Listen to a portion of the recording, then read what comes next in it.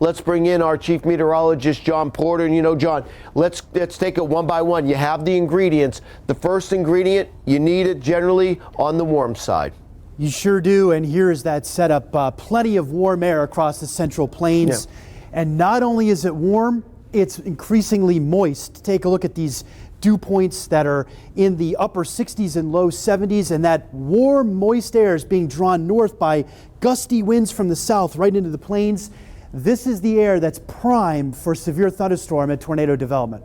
John, you and I had a famous Penn State professor, Dr. Michael Fritsch, and he always talked about when you analyze the dew point temperature, when you analyze the wind, it always points to where the severe weather is going to start. And this is a classic example of that. Look at that yep. Tongue of higher moisture air in the low levels coming right up into Kansas, Oklahoma, and toward the Red River. That's why we're so concerned about this area. And the problem with today, Bernie, is if you were to look at a meteorology textbook about how do we get a tornado outbreak in the southern plains, it's this setup today.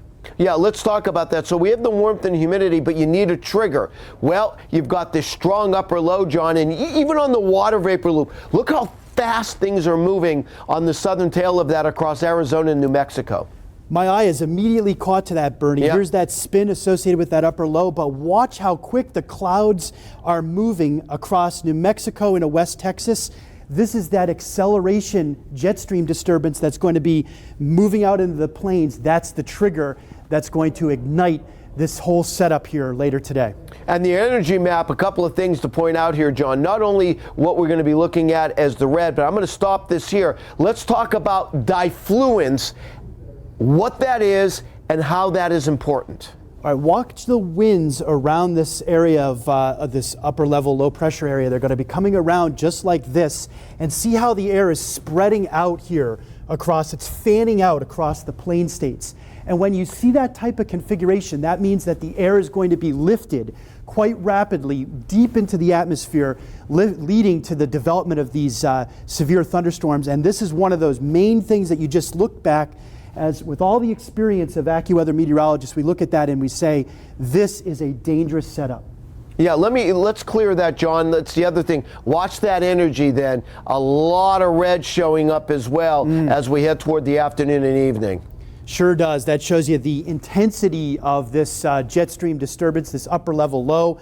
Also, why we think it's going to be more of a line set across portions of Kansas, and the thunderstorms could be more widely separated, but still very potent across Oklahoma.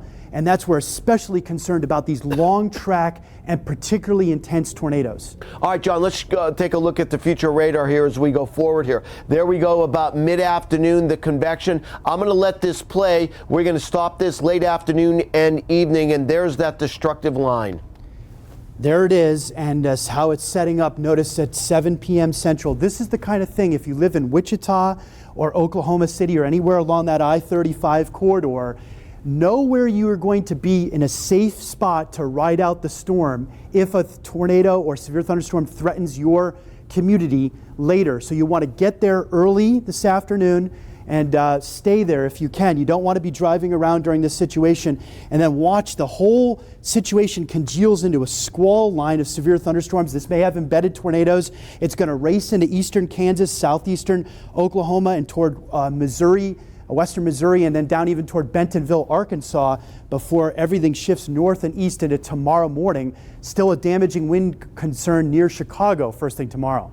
And let's take a look at the risk map, John. And of course, it was this morning at 6 o'clock. The decision was made. We were all in map discussion about that extreme risk.